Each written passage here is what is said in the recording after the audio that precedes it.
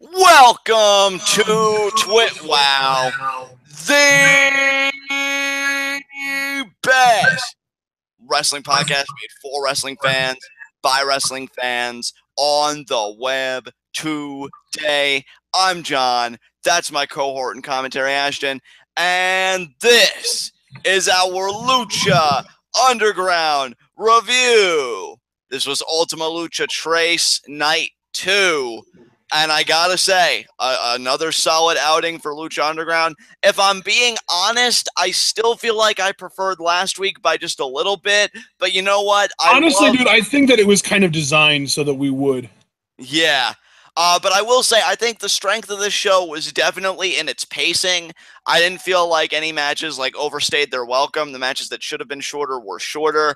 I felt like also the shorter matches really maximized their environment. They had a good feel to them. And the big main event, Mask versus Hair, you know what? It followed its logical conclusion, and I think the journey was a lot of fun getting there, and it was a fun match. So on the whole, yeah, just another great outing. I'm still very much enjoying Ultima Lucha Trace, but I think the final 2 weeks are going to be absolutely insane. But what did you think about Night 2, man? Give us some of your thoughts.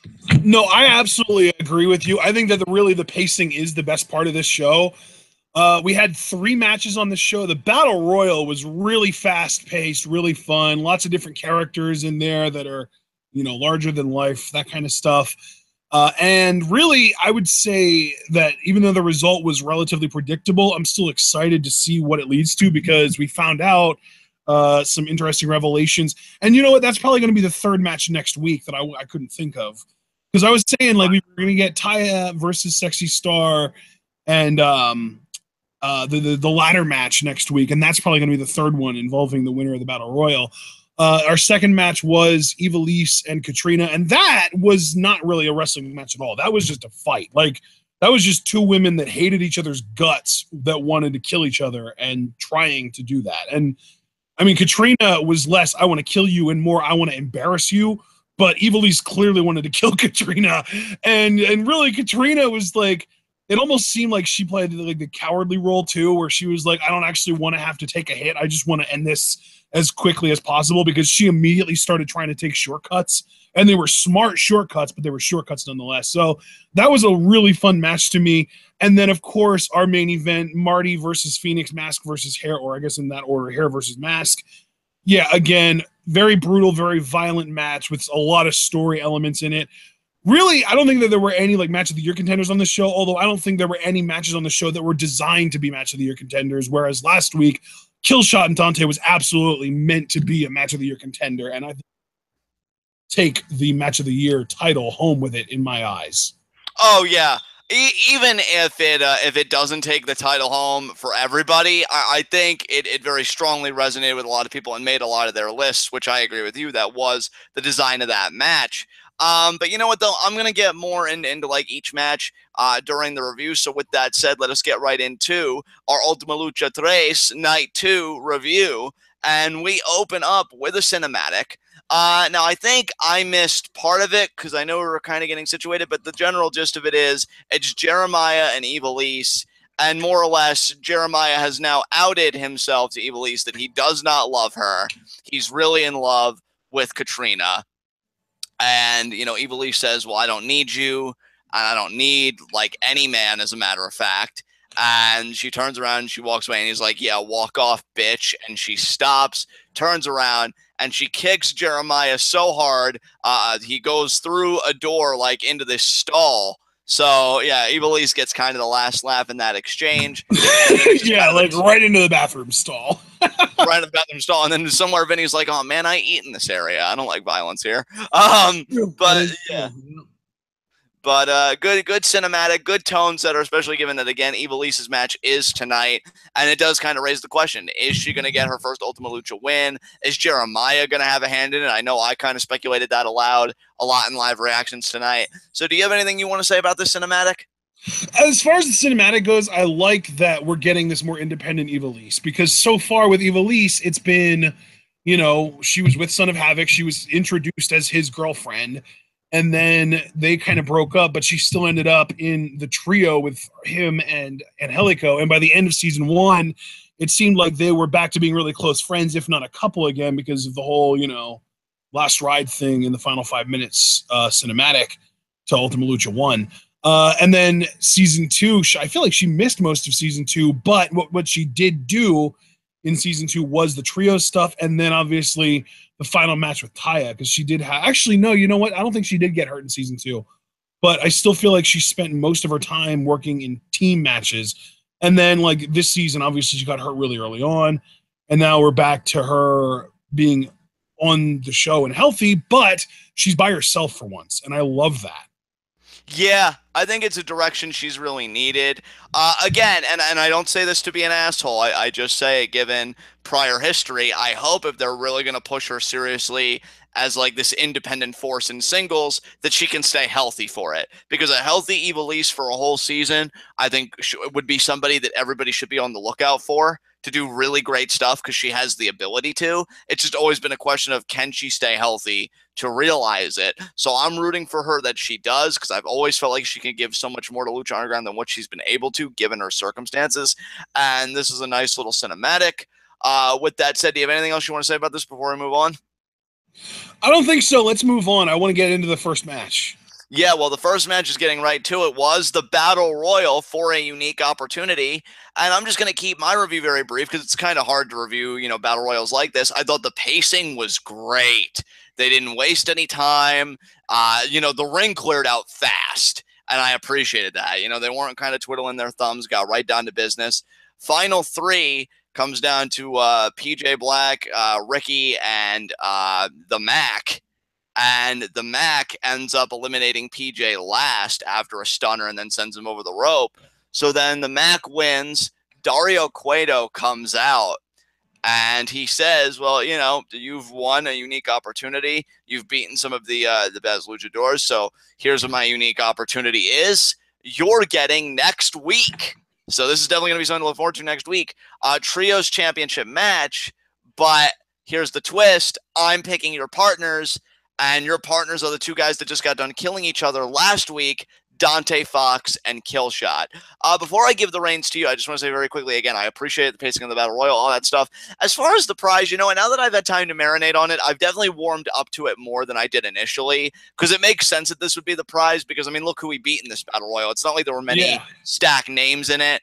To me, to beat names of that quality, which are of low quality, given Lucha Underground's, universe and where the hierarchy is, it wouldn't make sense for it to be a world title shot, beating the kind of competition he did. So a trio shot is interesting. I'm very intrigued that Dante and Killshot are going to be booked again. And really, that's a testament to how great they've been this season. That they get 2 spots on Ultima Lucha. That's... Yeah, dude, because they really did. Like, they put on a Match of the Year candidate in night 1, and they're going to be in a trios match on night 3. Like, that's ridiculous. Like, I really hope that these shows were not filmed on the same weekend, because, like, and frankly, if they were filmed on the same weekend, I know that this was taped out of order. I hope that the trios match was taped first. Yeah. And dude, you know what? This is also, like, if you're a Killshot or a huge Dante Fox fan, like, I would say I am a big fan of both guys, slightly more on Dante's side. This is a huge vote of confidence. Like, if both of these guys don't play major roles in season 4, I will be shocked, because this is the first time I've ever heard of somebody being double booked on an Ultima Lucha. And that's a huge badge of honor, I think, that these guys can carry. But enough prattling for me. What did you think about the whole thing? The prize, Mac winning, all that stuff. Well, yeah, as far as the Battle Royal goes, I absolutely loved some of the character stuff we got, because we obviously got a lot of Pimpinela Escarlata, because this is his first match back since season 1. And we got some Mascarita Sagrada. He teamed up with Pimpinela. And we got a lot of Rabbit Tribe shenanigans, which are always fun. And we got... what else was it that we got that was like characters? Oh, Ricky Mandel being a freaking moron. Yeah. And you know what, though? He did. And you know what? I'll even, to show how serious I am about making this point, Ricky Mundo. God, that eviscerated my insides. I'm not even going to make a big deal out of it, because last time I did, you stopped saying it. Exactly. See, you're learning. It's good that conditioning works. What's that called? What's Pavlov conditioning? Pavlovian, or I don't know. I'm always more of a Skinner's box kind of guy, because that's the electric shocks. But regardless, he made it. He made it to the top 4. So that was He made actually it to the top 3. He was top 3 even. Yeah, you're right. Top 3 even. He was the second last guy eliminated. You know what? Given that again, it was a trios championship match. I guess it makes sense that Mac won. I was really kind of pulling for PJ though, because I feel like. But you know what though? Again, too, I like the Mac. It's nothing against him, and he really has been getting consistently pushed all season. Yeah. Like, yeah. So. PJ's time will come. I was only hoping it was him because he did get pushed more in the latter half again, having those great matches that he did and stuff like that. But matches with Azteca and Ray. Yeah, and the question now is, can Mac get his first taste of Aztec Gold with Killshot and Dante, which would also be their first taste, oddly enough. Would it really would it really be Mac's first taste of Aztec Gold? Has he seriously not won any titles yet? He hasn't won any titles yet. Wow, he's never been that's wacky. I did not realize that. That is insane. I mean, hell, him being such a workhorse for so long, it's just hard to believe that he hasn't been rewarded for that yet. I mean, I don't know, man, because the thing is, the Serpent Tribe's just been kind of there. I mean, I still buy them as champions, even though this will be their first defense. That's the crazy thing, too. Next week is going to be their first title defense. You know, and even though they haven't defended the titles yet, I still buy them as champions because, I mean, freaking look at them. But I don't know. I think for right now, they're going to retain. I actually still buy your idea. I know you thought that, I think it was you that you thought it was going to happen at Ultima Lucha originally, or maybe it was one of our commenters, but that it was going to be the Rabbit Tribe to really be in a big feud with the Serpent Tribe. I could still envision that happening. That would be so interesting though, because like snakes and rabbits and like really like vermin and like not marsupials, rodents in general are in like, they're like interlocked in like a never-ending blood feud in real life. Yeah. And you know what? You have to figure that Lucha Underground, I think they're aware of that. Now, I could be wrong, and Mac and Killshot and Dante could win Trios Gold next week, because I take nothing off the table with Lucha Underground, but I would think that they're aware of that. They could have a lot of fun cinematics and visual stuff with it, and they could really do great storytelling with that blood feud that you speak of. So I still think a Serpent Tribe and Rabbit Tribe feud is in the future. The question is it going to be for the Trios titles or not? So, you know, that remains to be seen. I mean, yeah, because obviously we could do that feud after the Reptile Tribe loses their titles to the Killshot Mac Dante team. But honestly, given that it is their first defense, I just kind of hope that they don't lose them at all. I just think they're just going to win. Yeah, I have the same thought you do, especially because, again, given the context of the Luchaverse, I mean, Dante and Killshot are going to be beat up to hell. So Mac, it's really going to be a 1-on-3 handicap. That's like, it's like your partners are Dante and Killshot if they show up, and even if they do show up, if they show up in one piece, you know, like exactly. So if I'm Mac, I'm just kind of thinking, God damn it, you know, these fucking unique opportunities. But yeah, great battle royal. When will we ever learn? I know, right? Even I still get suckered. Like, oh, it's going to be a great opportunity for you. Oh, wait, what? You're getting this and your career's on the line. Or, oh, what? You're getting this, but you got 2 busted wheels and tag team partners. Well, that sucks. You know, so we'll see how Mac does. But in the meantime, do you have anything else you want to say about this? I don't think so. I think we can move on. I really enjoyed the concept. Like, this was the first true battle royal I think that we've ever seen in Lucha Underground, because the only other battle royals we really see are, oh no, it's not the first one, because like season 1, the final medallion was handed out in a battle royal, but still, it's the first one I think that we've gotten since then. Yeah, because I don't remember any other battle royals outside of that one, and yeah, I thought this was really well done. Absolutely, yeah. I miss like just seeing all these characters, you know? Yeah, dude, for sure. Like, obviously we see Rabbit Tribe a lot. Oh, and that was another thing. Joey Ryan and Siska, or Cortez Castro, getting eliminated by Mascarita. That was awesome. Yeah, that was great. Mascarita just double, like, spearing both of them and just onto the floor. Yeah, that was great. All right, so moving on. Didn't we just go right into Ivelisse and Catrina here? Yeah, I don't think we had any other cinematics for the rest of the night. I think it was just the Jeremiah Ivelisse one. You know what? Since I feel like I've been talking at length for most of this review, I'm going to let you take the reins on Catrina. I appreciate that, because I really do actually have a lot to say about this, because it was so different. And I think that when Lucha Underground does different, they make sure that they do it right, and I definitely think they nailed it this time around. Because really, like, when you think about it, this was not a wrestling match. Like, I wouldn't qualify this as a wrestling match under any definition whatsoever.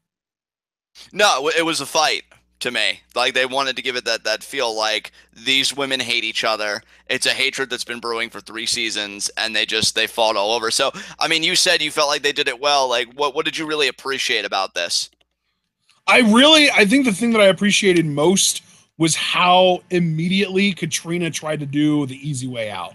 Like the first thing that she does, like obviously Ivelisse did the spear it to her as soon as she got in the ring, which was like her letting out that energy that she needed to. But then as soon as Catrina was able to kind of calm things down, she rolls Ivelisse out of the ring, goes into Dario Cueto's office, locks the door, and waits for Ivelisse to be able to open it, only to slam her right over the head with a beer bottle. Yeah, that was great. I really love that. And she didn't even stop there. She ended up using a total of 3 beer bottles on Ivelisse's head. And yeah, obviously, that he was brutal. busted open, which I think it was only the second time we've seen a female bleed in Lucha Underground, the first being Sexy Star in No Mas. Yes. Which, if I honestly, I kind of wish Ivelisse would have been the first female to bleed in Lucha Underground because she's like that hard ass character that it makes sense for her character to do that. Oh, it's definitely befitting of her baddest bitch character. Absolutely. Yeah, exactly. Yeah, I really appreciated this. I thought it was great. Again, I love with Lucha Underground. I even made this point similarly in live reactions. You have Catrina, who really doesn't have the most wrestling experience. Like Ivelisse, if I'm not mistaken, she's one of those performers. Like she's wrestled all over kind of performer. And Catrina doesn't have that kind of experience. So what does Lucha Underground do? They accentuate the positives and they hide the negatives. Catrina doesn't have to be a world-class wrestler because she has a world-class character. She has one of the most compelling characters in the Lucha Underground lore. And, they play on that and they play on the relationship. And see that this to me, in my opinion, shows the other side of the coin of professional wrestling, because on the one side you do get your very highly technical, fast-paced, in-ring contest where they're both workhorses or whatever, but then you get matches like this that are more narratively driven and you find that they can be equally satisfying.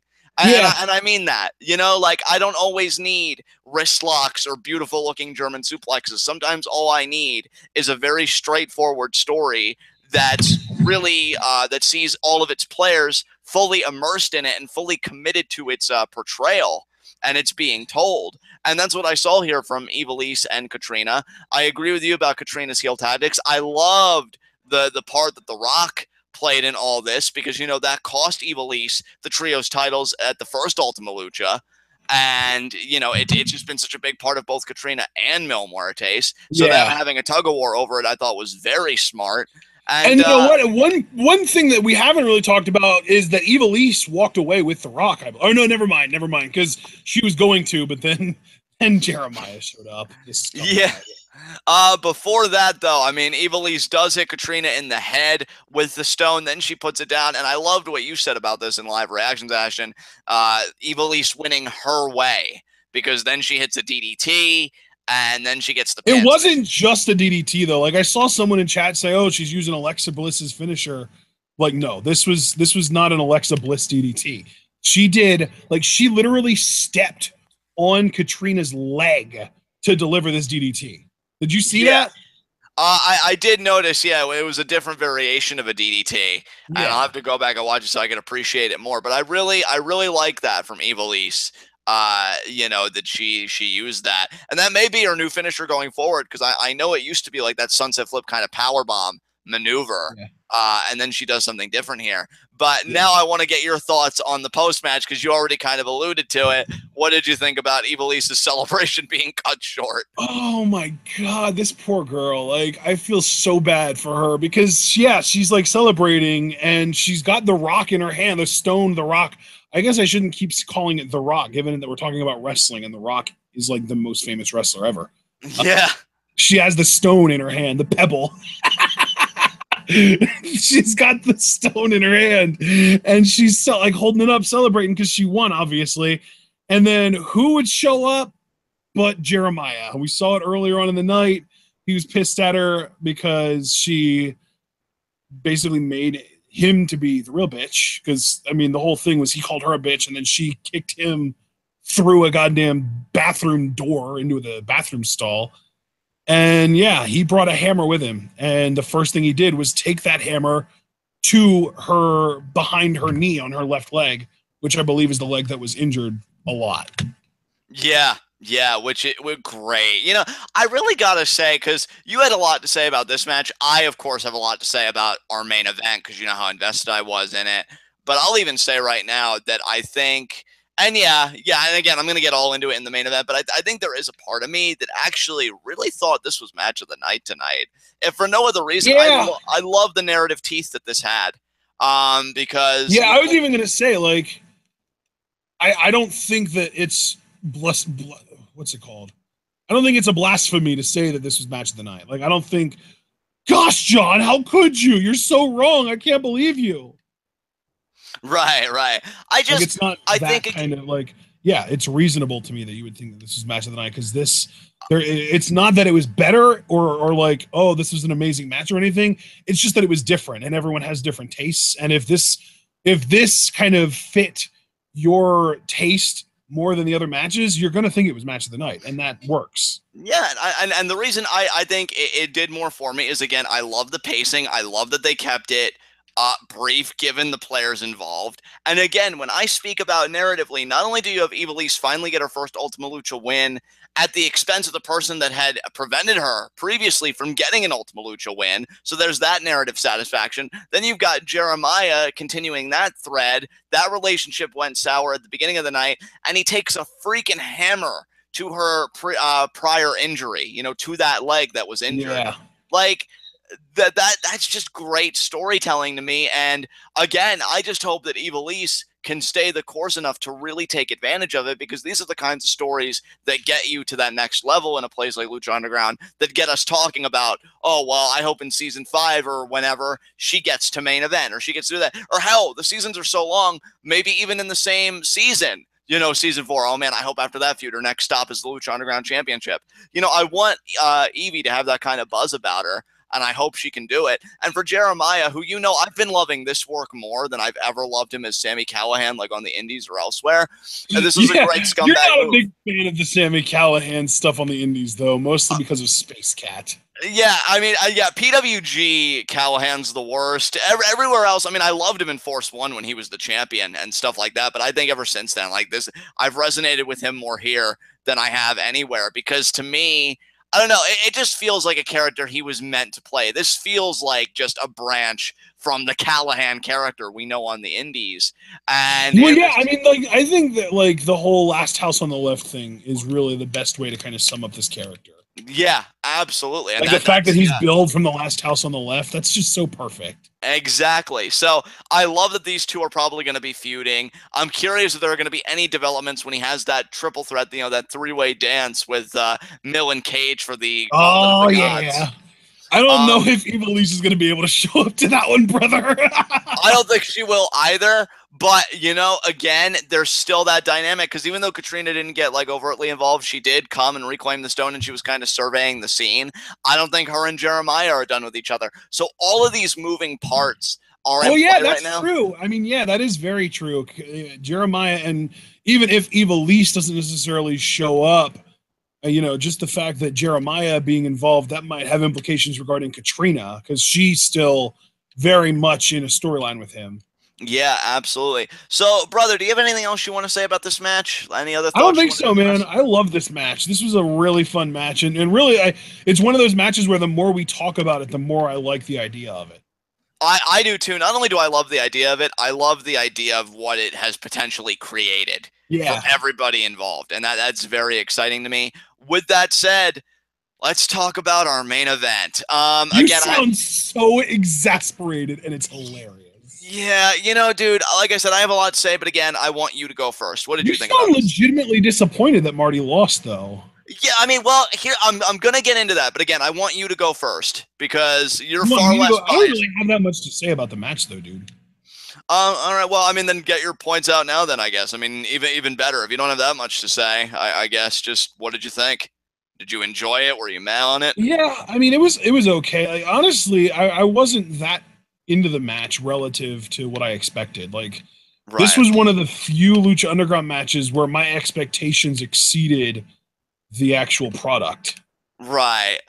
And I never want to say that about Lucha Underground just because the product is so great. And like, I won't say the match was bad by any No, means, no. but like, I expected this match to be so much more than it was. Uh, okay. So, since again you didn't have a lot to say, I guess I'll just take the reins here and just get it all out. The match wasn't bad. I agree with you. It certainly wasn't bad, and I think you kind of echoed my sentiments in a way because the build to this, I personally thought was so good. But then Well, again, I don't even necessarily know if I would say the build was good as much as I would just say it was freaking crazy. yeah, yeah, and see, that's what Like I the build up to the match felt more intense than the match itself. Right, right. And see, that's what I want to address too. Like, obviously, my review, and you guys should know this by now. You guys are smart enough to know this, but I'm saying for any newcomers we have, which, first of all, welcome to your new favorite wrestling podcast. If there are new people that Yeah. stumble on this, I am very biased. People that have listened to this podcast in the past, and if you're new, you should know that I am a very huge Marty the Moth fan. But it's not even the idea that he lost. I mean, obviously, that's always going to be a part of like, oh man, but he had to lose. Like, if you look at it logically, he had to lose because what this storyline was veering on was getting very creepy. And I don't even say that in a bad way. Like, that's the character, but it was very creepy. And if he would have won, it would have been endorsing things that would have been very controversial because the way he treated Melissa and some of the mannerisms, it was territory you didn't want to get into. I understand completely. This is one of the matches where the heel winning is the worst case scenario. Yeah, it really is because like Brandon Best even said like during live reactions, and I have to agree with him. So Marty, borderline rapist, yeah or no? And like, I get why people would have that because when he like creeps on her and he's forcing himself on her, if he were to win after all of that, that would be a bad look. I mean, it's just we're not in the kind of climate where that would be acceptable. So I get why he lost. I think for me, and I'm just going to be honest about it, I've never cared for Phoenix.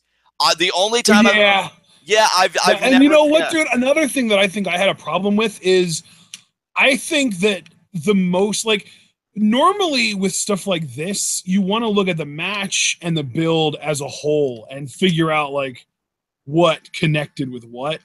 And the problem I had with this is the most intense shit that Marty did to Phoenix wasn't during the match. It was during the buildup. Yeah. Like you can't have a guy take a fork to a guy's head and then during the match, the worst thing he does to him is rip his mask open. Like, yeah. We've seen the mask ripping from a lot of different feuds before.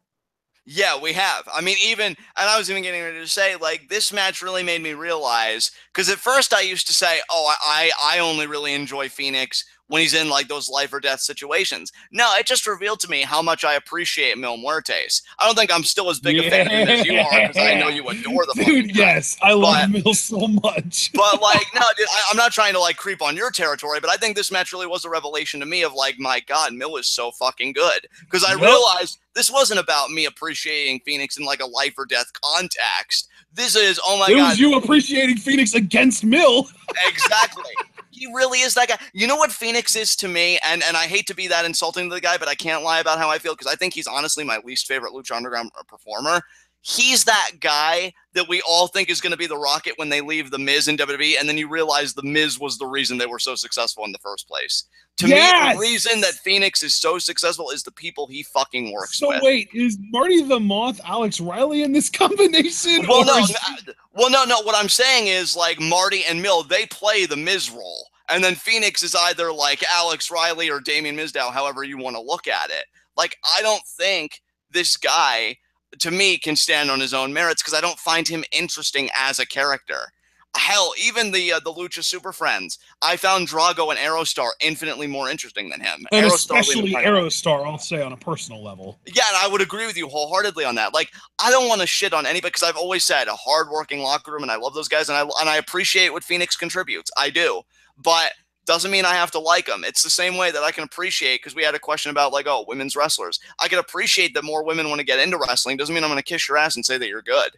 And to me, I just don't enjoy Phoenix in a Lucha Underground context. I gotta be honest, that's part of what took me out of the match. Like, he kicked out of Marty's finisher, which I expected, and then he kicked out of the curb stomp, which I expected, but that doesn't make it okay. I'm like, well, no, and really, I think they did those out of order too. I think the finisher was like the fact that you did the finisher that early and then he kicked out of it. I guess it. You know what? Never mind. I take back what I said because I was thinking like I feel like he did his finisher way early in the match, and that kind of threw me off because I was like, well, like why would you do it that early? And then he kicked out of it because like obviously he's going to kick out of it, and then like the curb stomp, it was like, well, that was like last ditch effort, and of course he's not going to beat him with that. right.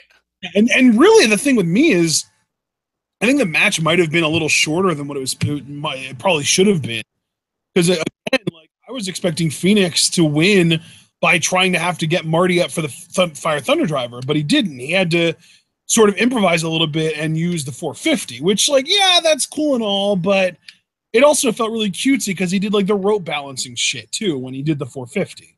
Yeah, I mean, hell, I want to get to Marty now because I said I had a lot to say about it, but I will even say before I get to Marty, I do agree with you that I feel like the really sick stuff he did was out of order. Like, I feel like the fork spot would have been so much better here than in the build-up. I mean, he even had the damn lunchbox here. Like, it was primed for it, brother.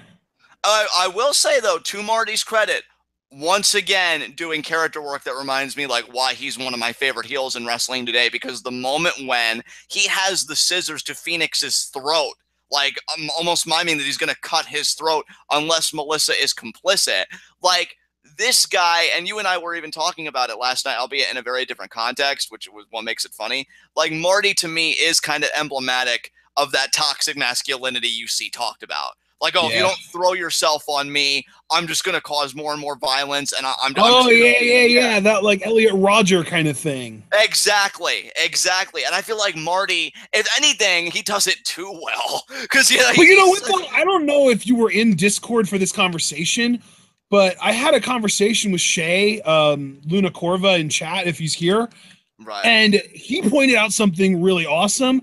Marty the Moth is the most greedy, envious, jealous character in Lucha Underground. Because if you think about it, who was the first person that he really went after? Sexy Star, right? Right. Well, he didn't go after her because he wanted her in a sexual way the way he was with Melissa. He went after her because he wanted that Moth medallion, because he's like Moth Tribe for life. He wanted the Moth medallion. So he wanted it because she had it and he didn't have it, you know? Yeah. And then who did he go after that? After that whole situation? Well, then it was Melissa, right? Or no, Killshot and the dog tags. Yeah. Killshot and the dog tags. Killshot had the dog tags. Marty wanted them. Again, the greed, the jealousy, the envy. Marty is a character that tries to take from other people what they have that he wants. And what's so fun, and with Melissa, apologies for cutting you off, but I gotta hit this out. Right. Even with Melissa, like, he was creepy with her, but he didn't start really pursuing her until she was with Phoenix. And, you know, the brilliance of the Marty the Moth character to me, and I'm so glad that I can speak more positively about this match now, because everybody knows, again, what a huge fan I am of Marty. We know from his backstory, I mean, and I have to take it as true, even though I don't really know if I would call Marty a reliable narrator. He's a sycophant, but he's also very wealthy, right? The Moth Tribe is a tribe of great wealth. Is that the same thing? What is a sycophant? Did I just use a word I didn't know what it meant? Well, I mean, probably. Let me look, because I feel like a sycophant is somebody that's like, what? You were just like, well, probably. Like, well, wow, I mean, it's you and I'm me. We kind of have our clearly defined roles. A sycophant is a servile, self-seeking flatterer. So a fawning parasite. So praising people in authority in a way that is not sincere. So. Oh, okay. That's not what I thought it was then. I know. I appreciate you still trying to use words, bud. One day.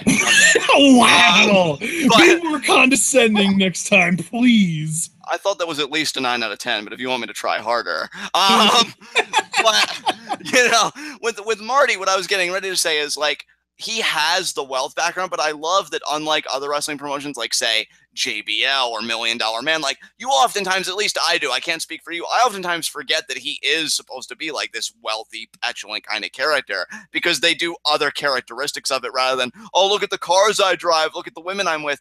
They do exhibit it's the entitlement. It's the entitlement. Exactly, and I love that. He thinks that if he wants something, it should just be given to him, no matter if it's actually someone else's property or an actual human being that has their own thoughts and desires, or it doesn't matter. If Marty wants it, he thinks he should have it. I mean, and again, I've said this before, and I don't even know if Lucha Underground's aware. I even realized even the mask tonight, he was in a match to take Phoenix's mask off, but he didn't care. He still took the mask from him during the match. Like, he removed the mask for the most part. Great to the point that you could see a vast majority of Phoenix's face, which is like huge problem in Lucha Libre. And, you know, again, and I know that this wasn't like intentional. I appreciate it. It's like one of those happy accidents. And I've said this before. You look at the Marty the Moth character. I read a long while back, a psychological study was done, and it showed like, oh, the more wealth you accumulate, you know, and the more entitlement you have, like your empathy goes down. Yep. And like it fits the Marty character perfectly that he's actually in line with the contemporary psychological literature. Like, and again, I know that wasn't intentional, but it's one of those happy accidents that really enhances your experience. Yeah, really. I bet Chris, it's like, oh, I'm reading Psychology Quarterly. Oh, we can use this for our character development. Like, these guys would. I mean, these guys do their freaking homework. So I mean, and again, like the character work from Marty, to me, even if it didn't necessarily make this like, oh my God, this match was amazing, because I still think Ivelisse and Catrina on the whole was better. Marty, to me, once again, was like the star of this match, because he even, like, using Mariposa, pulling Mariposa in front of him, which caused her to flip him off. And then that kind of came full circle at the end, because then Melissa kicks Marty in the dick, springboard 450 from Phoenix. They both pin Marty. Then when Marty tries to get out of here, again, that entitlement, like, I'm rich. Did you really think I was going to concede?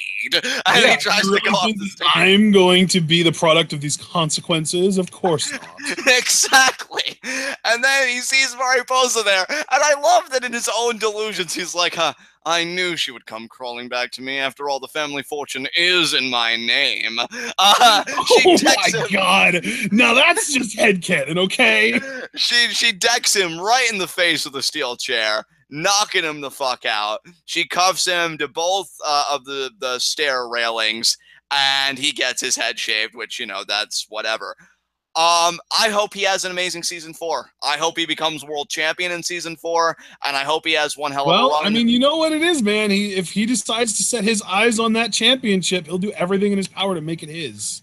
You know, he was going to pursue Aztec Gold once before in the feud with Killshot, but then Dario informed him, well, Killshot isn't done with you, and then so he got sidetracked. I really hope season 4, because of his entitlement attitude and because of his wealth and everything, he really does decide to pursue gold more, because I would love to see him. I'd love to see, I mean, because let me say this, and now this is where I think the consequences get more interesting, and I'm going to kind of volley it over to you, because you haven't said anything in a while, because I've been dominating the talking space. Do you feel like Mariposa, because I said over and over in live reactions that I feel like Mariposa did this for the good of the tribe, because I think you even remember the cinematic where she's like, oh, you're obsessed with her, that's not good, you need to focus. So, like, what do you think, man? Distraction, yeah. Do you agree with me that she did this for the good of the tribe? Do you think their relationship can be stronger after this in a way? I don't know if I would say it was for the good of the tribe. I think it might have just been for the good of Marty. Yeah, maybe. Just get his mind off of Melissa, get him focused on something else, because he's been so distracted by Melissa lately that, I mean, we don't know what kind of shit's been going down in Mexico with the butterfly or with the Moth tribe. We just don't know. Yeah, we don't. So, I mean, let me ask you this, man. Again, volleying the ball to you. Marty got his head shaved. He lost Melissa, but I mean, then again, you can't really lose what you never had in the first place, but I digress. You know, to me, I look at it as another kind of psychiatric kind of fracture. You know, it's just another kind of break for him. Do you think he could be a major presence in season 4? Do you think it's going to be predominantly like him and Mariposa feuding? Like early season 4 predictions for Marty, you think? Marty and Mariposa, do you think they can reconcile? Do you think they're just going to be feuding? What do you well, I mean, I definitely think they're going to feud, and probably early in the season. I don't know if it's going to mean that we're going to get a technical Mariposa, though. That could be a very interesting twist. Yeah, yeah.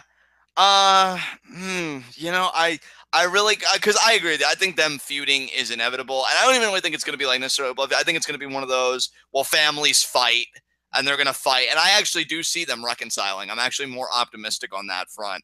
Wow.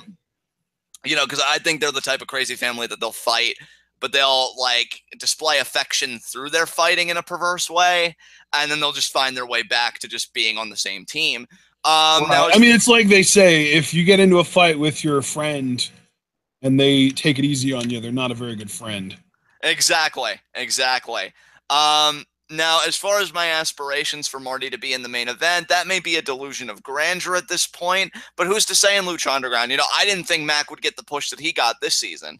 And then he did. And then he did. So maybe Marty, once we get the belt back on a Technico, maybe he will be in that role that the Mac was this season. I can only hope, because I think his work has been so fucking good.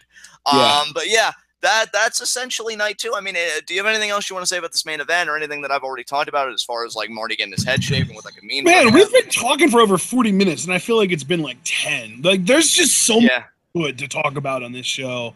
But no, I really don't have a lot to add. I think that the whole Marty character just being based on his entitlement and him thinking that if he wants something, he's entitled to it, and he like doesn't care who he has to go through to make that thing or that person or whatever it is his.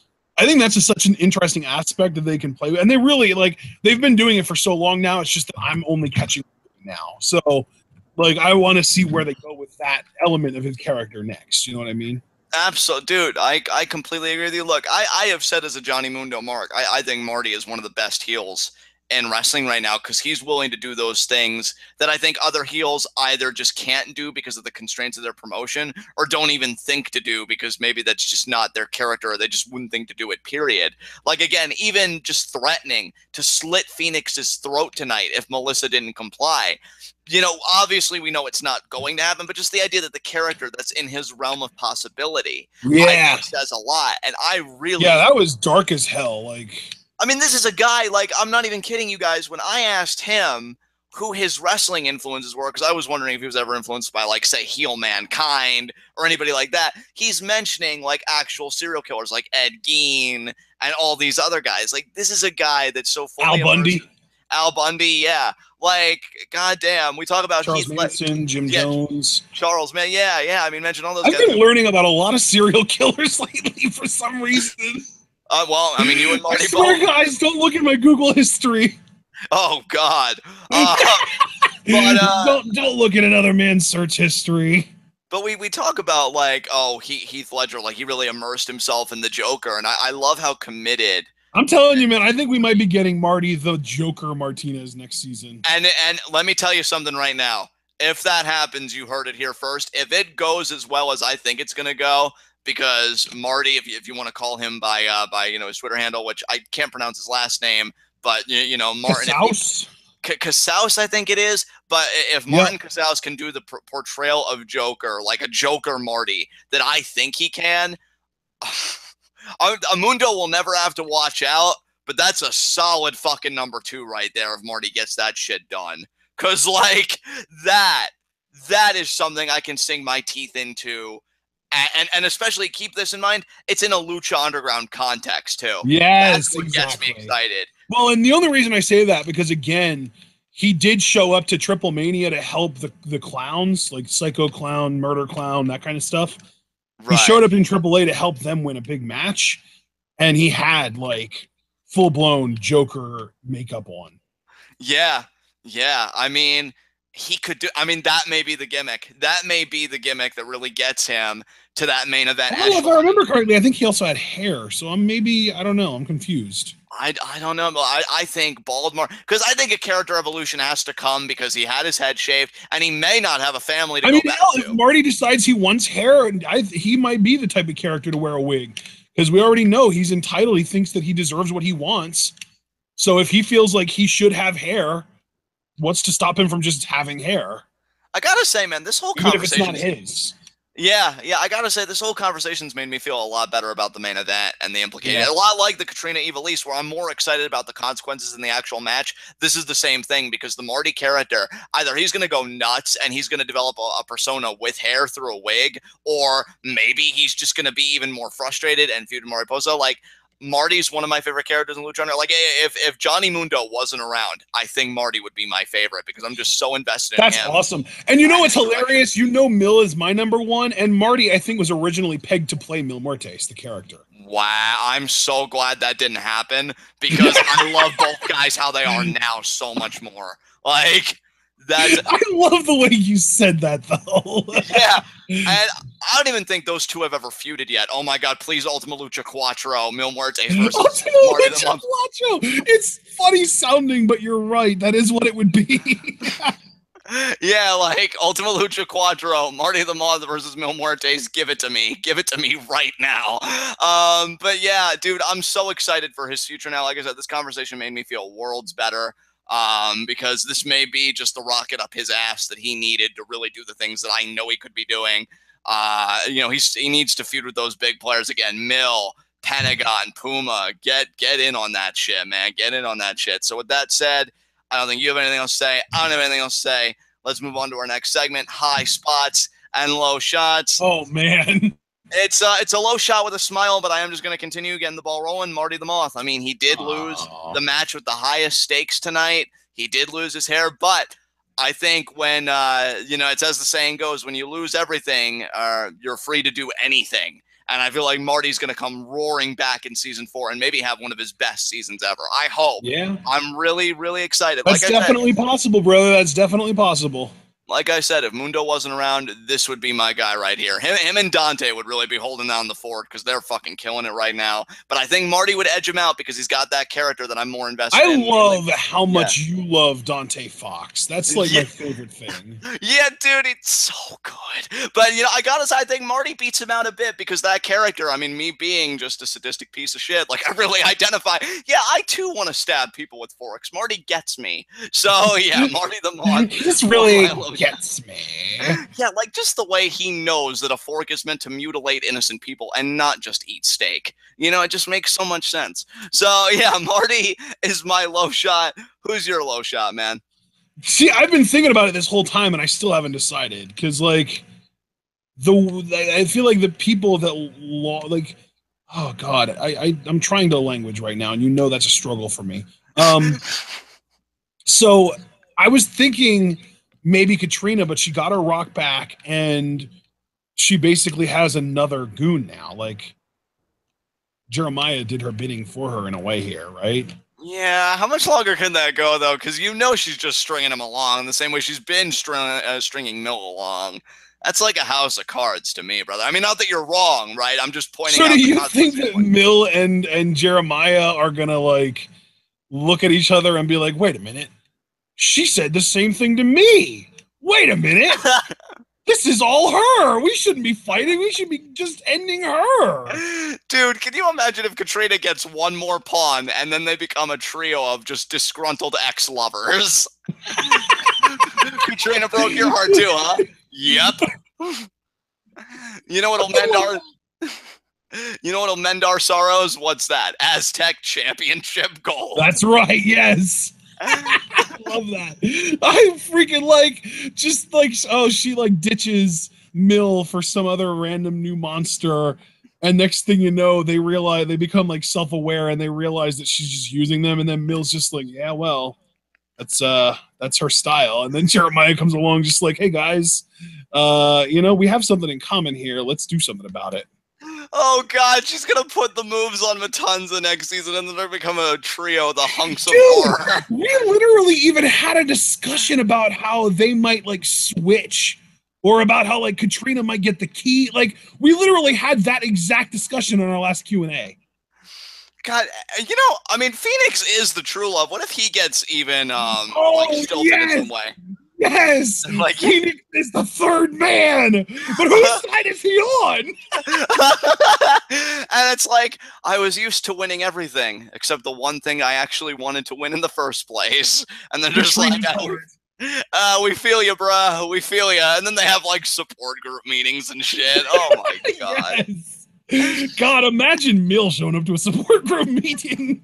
She saved me from an earthquake, and even though I was really young, I had an attraction to her that we were later able to act on because I became a grown man, and I'm very confused right now, guys, you know? Yeah, I mean, I don't really know how to act. She was the same age when she found me when I was a little kid as she is now. I mean, I thought the earthquake was the most devastating thing until I meant the earthquake of her walking into my life. Oh my god, that was bad. You're damn right it was. Too far. But either way, that trio, just the idea of that trio of just jilted ex-lovers from Catrina is everything I never knew I wanted. So well, now you know you want it. Exactly. So so wait.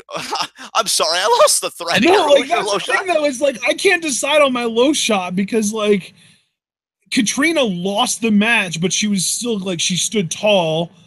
And then, like, I want to make Ivelisse my low shot, but she did get like a 3-year revenge.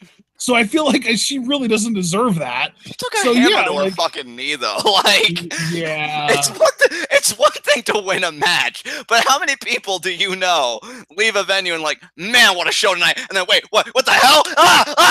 And then they just get a hammer right to the fucking kneecap.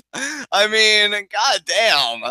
I think that's the first time we've ever actually seen a hammer used as a weapon in wrestling, too. Yeah, like. God damn, man. Jeremiah didn't give it. He aimed right for the knee, too, because the first shot was the back of the leg, and then he grabbed the leg so to isolate it, hit her right in the goddamn knee. He didn't give a single fuck. Like, I mean, honestly, dude, to help you out, I would either say Ivelisse because even though she won, I think her losses were far bigger than her gains. Or PJ Black because he lost the Battle Royal being last eliminated by the Mac. So he came the closest, but he still lost, which to me stings the most. Yeah. You know what? I never do this, but I'm just going to copy you and say Marty, man. Okay. Well, yeah. I think he's the only person who had an unequivocally bad night. Everyone else, you could say their night was kind of bad, but not horrible, or they just had a mixed night, like good and bad at the same time. I'm sorry, but I'm just picturing Marty walking to the bag with his bald ass head, and he's seeing Ivelisse pulling a Peter. And he's just thinking, man, I'm glad I'm not you. at least my knees work. She's just like, bitch, I won my match. Oh my god, I feel like Ivelisse in the context of Lucha Underground is like that meme where the guy's riding the bike and he falls off and he clutches his knee and he always blames something according to the meme. And it's just like, damn Lucha Underground, you can't go a single season without knowing what it's like to be healthy, like for one day. Oh man, poor Evie. Poor Evie. How cautious do you think she was getting out of bed today? Like, all right, my big return. I'm gonna return to the ring. And then she's celebrating. She's like, man, Evie, you finally did it. The injuries, the rehab, just everything. And you finally got to stand here in front of everybody. This is it. I can finally pursue the a hammer right to the goddamn leg. Like, that is some hard times, bro. Fuck Dusty Rhodes. He doesn't know what hard times even are. Like, those are hard times. So yeah, we'll say that Marty's the low shot, but I think we know who the real loser was here upon further reflection. Oh god, that's so horrible, but you're not wrong. High spot. You know what? I'm going to say my high spot is Jeremiah because, you know something? He got kicked in a bathroom stall, but he got kicked by a woman that he wasn't even trying to keep. He was never interested in her. He told her that much to her face. Yeah. And then he took, oh God, you know, I was going to make a joke, but I'm not going to. But then let's just say he got his revenge on Ivelisse by taking a hammer to her leg. I can't wait for you to tell me what that joke was going to be after we get done here. Yeah, I'm going to tell you off the air because that would have been in really poor taste. But he took a hammer to her leg, and he's just like, yeah, nobody humiliates me. Nobody. And so, you know, and I think I can give it to him because it's not like he had his triple threat in the same night. I think that's going to be next week. And for all we know, he might win it. We don't know. Yeah, like what if he does? What if he does? And then Ivelisse at home icing that knee for the millionth time. God damn it. Yeah. And that's terrible. So yeah, I'm gonna say Jeremiah's my high spot because man, things are looking pretty good for the last house on the left. Let me tell you right now. Oh, geez. All right. Well, that makes my high spot pretty easy. I'll take Mac just because he was the only person that won and didn't get devastated immediately after. Yeah. And also, I'm unwilling to give my high spot to. Yeah, I was the same way, dude. We are a unified front on that end. All right, man. You know what? I'm in much better spirits after this TWitWoW. You put me in a much better mood. You and your face. So I'm feeling pretty good. Stinking face. Yeah. Do you have any concluding remarks about night 2? No. Let's close it out, brother. I will say, guys, my closing remarks, I still think, even though I thought night 1 was strong, which again, I have to agree with you, Ashton, I do think that was by design. I still think on the whole, this has still been far better than Ultima Lucha Dos. I am still all in on this shit. Sure. Like this second show that was like the lesser show of the two felt like it could have come right out of Ultima Lucha Dos. And it was the worst one of the two, right? Like yeah. Like, definitely. And because I think the next 2 weeks, dude, are going to be fucking incredible. Like, I am so ready. But with that said, guys, because we still have an NXT review coming for you later tonight. This has been Lucha Underground. This has been TWitWoW, the best wrestling podcast for for wrestling fans, by wrestling fans, on the web today. I'm John. That's my cohort and commentary, Ashton. Guys, be sure to comment, subscribe, and like the video. The more likes you leave, the more likely we are to be the top search result for Lucha Underground reviews on YouTube. And when you're the best at what you do, the top is the only place that you belong. So please leave that like. Guys, for all Lucha Underground content, it's all in the description box, categorized by playlist, because that's how my cohort does business. So yeah, anything you're looking for, whether it's things specific to Season 3 or all Lucha Underground content ever, it's all down there in the description box, as is all of our media, my Twitter handle, Ashton's Twitter handle, and the TWitWoW Facebook and subreddit. 2 things I really want to plug, though. Teespring store. You guys already know about our newest shirt. I'm not finished with you! That's not the newest one, brother. Oh, well, what, is the Emma one? Yep. Well, I mean, the Braun one is one of our newer ones, I'll say. But the newest one, yeah, and I was still going to plug the Emma shirt anyway. And by the way, guys, I am still looking for inspiration. So, like, if you can think of a shirt that you want, that you don't know how to make, and you, like, have a vision for it in your head, shoot me a message on Discord, shoot me a DM on Twitter, let me know, and I'll see what I can do about it to make it happen and make it available for you to buy. Absolutely. So send your suggestions to my cohort commentary here, because it just helps our Teespring. And yeah, if you're a big fan of somebody and you're like, oh, I'd love if you did a shirt like this, then there you go. Because I'd love for us to really start moving merch on this Teespring, because I think a lot of the aesthetics that my partner comes up with are brilliant, especially, again, what I was about to plug, the Emma t-shirt. WWE Shop hasn't even given her a shirt. And I'm going to be honest.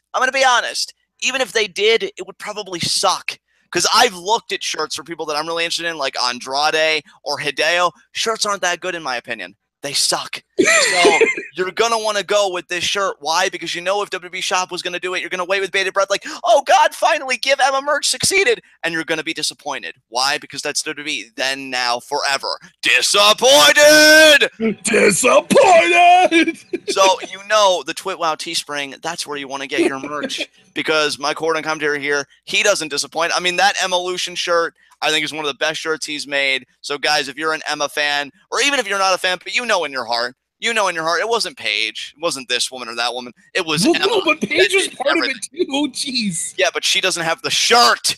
And so, so if you want to, please check out the shirt. Paige actually held, like, every title that she could have possibly held, so. Emma will get her title one day. But switching gears here, guys. I don't make shirts for people that are already successful and already have shirts. I make shirts for people that need shirts. Yeah, because the struggle is real, you guys. It's real. I make shirts for the underrated and underappreciated. Exactly. And the fact that WWE still has not capitalized on the "I'm not finished with you" catchphrase for Braun Strowman is disgusting. Well, given that they haven't capitalized on anything given Braun Strowman is disgusting. Oh, yeah, that's right. I forgot they were only ever building him to lose to Brock Lesnar, so that Brock could then, in turn, lose to Roman Reigns, because he's the only person that matters in that company. All roads lead to Roman!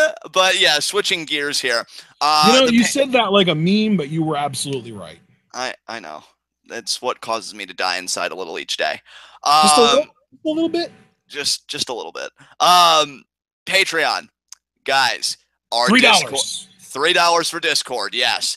I think it's the best thing we're offering right now. To me, it goes far beyond Twitter access because you get to gather with all of the most passionate TWitWoW fans and Ashton and myself and really talk about anything. We have tabs for everything from general conversation to not suitable for work, which I'm pretty sure James probably has a monopoly on, to, of course, No, wrestling talk. I mean, we've got a little bit of everyone in there. We've got, it seems like a little bit of everyone kind of shows up in the NSFW tab. Well, I mean, I definitely need to get my freak on in there. I'll tell you that right now. So if you want to see me get my freak on in the not suitable for work tab, it'll be $3 a month for entry. And guys, the one thing I've really been driving home, the TWitWoW's latest goal, and I know we're going to get there. I still believe we can get there before the end of the year. I'd love to be proven right about that. Our Progress Live reactions. You notice we don't put out any content on Tuesdays anymore. We haven't done SmackDown live reactions in a good while, mainly because the product has suffered immensely in our opinion. But we want to do things that we love and are passionate about and can really produce quality content with. And Progress is emblematic of that. I think Progress is an amazing promotion. They've done great things there. I mean, Ashton and myself, we've watched at least twice over, once by ourselves and then once I know when we were introducing your mom to it, like Jimmy Havoc's whole rise in Progress. Well, we could cover that now with all the episodes with Progress live reactions. I think it would be a great series for TWitWoW to get behind. The goal is $120. We're currently at $88. Last I checked. I don't know if that's changed since the last I checked. So, but with just $3 donations, I know we would get there in no time, guys. Because you're talking. I already can tell you that there are a couple of people who had banking problems for this month, and if their donations would have been able to go through, we would have hit 100. But we need to hit the 120, guys. Yeah, exactly. And I feel like for $3 a month, you help us get there in a big way. And not only that, I mean, again, you get the Discord access, you get us to achieve our goal, which everybody wins with that because Progress, again, is amazing and it's more content for the channel. But even if you're thinking, well, what about me? Well, don't worry. We haven't forgotten about you because you get Discord access, first of all. You get Discord access, first of all. I mean, access to this face. Do you know how privileged you are right now? But more importantly, exactly, both of these faces right here. Both of these faces. That's 2 faces, which is more than one. But if you're in the Discord for even like 10 months is a number I always like to go to. That $3 accrues for each successive month. So you build up $30. What can you cash $30 in for? 3 hours. Do you know what I really want people to do? What's that? I want people to start doing $10 for live reactions to older episodes of NXT that happened when John was on his hiatus. So we can live react to the whole Bo Dallas and Big E Langston title runs. Yeah, that would be a very interesting experience for me because I was off the grid for all of that. And yeah, that would be. And it wasn't just like, off the grid, like not on social media. He watched no wrestling that I know of. Yeah, no, I ghosted everything. I was just like over it. I needed a recharge. So yeah, big gap in my NXT knowledge from that time. So that was early 2013 NXT. Yes. So if you guys are thinking, oh, well, I can accommodate on that, you're damn right you can. Like I say over and over, and I haven't said this to my son enough, and he is a part of it. I believe in you guys to do this. I believe in you guys to get to $120 for us so that we can all revel in the amazingness that is Progress Live Reactions. But again, you save up that much money, you can just be like, oh, you mean I control the content? And if you're me, which I know there's a little bit of me in all of you, you could be like, I'm going to request the worst show possible. And you know what? We have to sit here and we have to take it because a deal's a deal, right? Cliff actually even said, like, in chat one time, like, if he ever just strikes it rich, like hits the lottery or something, he's going to donate like $1,000 or a couple $1,000 and get us to live react to all of the early TNA pay-per-views in order. Yeah, and see, that's my son right there, people. That's the sadist. I mean, and the funny thing is, like, I guess technically the early TNA pay-per-views were only an hour long. So if you want us to live react to those, it would only be $10. I mean, yeah, exactly. And hey, if you're talking about throwing thousands, I mean, I have insufficient quantities of ass, but I'll fucking twerk for you at that price. Like, goddamn, I don't have any pride. So yeah, guys, help us help us reach our goals. So I can't believe you just said that. You're damn right I did. Look, man, I am I'm not promoting even laughing at the like I don't have any pride thing. Like I've heard you say that countless times. I'm laughing at the insufficient quantities of ass. Yeah, I mean, it's true. It's true. I mean, I actually made that disclosure to another party recently, and, you know, I'm working on my glue game a little bit, but it takes time. I mean, plus, I mean, James is always wanting a piece of it, so I don't have time to put in the work that it deserves, goddammit. But speaking of things that everybody deserves, you all deserve Progress reviews, but it's going to be a communal effort, so let's Progress get there. live reactions, not reviews. Yeah, Progress live react, which is even better. Which is even better. You know, you all want to hear me lose my goddamn shit, and this guy over here, because I think it's even better when Ajin loses his shit, because it's more of a rarer occurrence. Me. Well, yeah, and plus, like, Progress is where Marty Scurll and Will Ospreay really did get their start. Like, obviously, it wasn't the first wrestling promotion they ever worked in, but it was the first, like, wrestling promotion that was, like, televised that they ever worked in that I know of, at least. Exactly. So, guys, we're called This Week in the World of Wrestling. Progress is a big part, in my mind, of the wrestling world, at least for some of the more prominent UK talent. Let's do it, guys. With that said, that's it. We'll see you again for NXT reviews. I believe tonight is the night. Drew McIntyre, Roderick Strong, NXT Championship. And Leo Rush makes his NXT debut in a match with Aleister Black. Ooh, that's gonna be good. Especially and we've also got the iconic duo taking on Ruby Riott and potentially Nikki Cross. Ooh, this episode of NXT actually sounds like it's a little stacked. I'm excited. If I remember correctly, I think we're going to get some kind of an update on Kairi Sane as well. So. Yeah.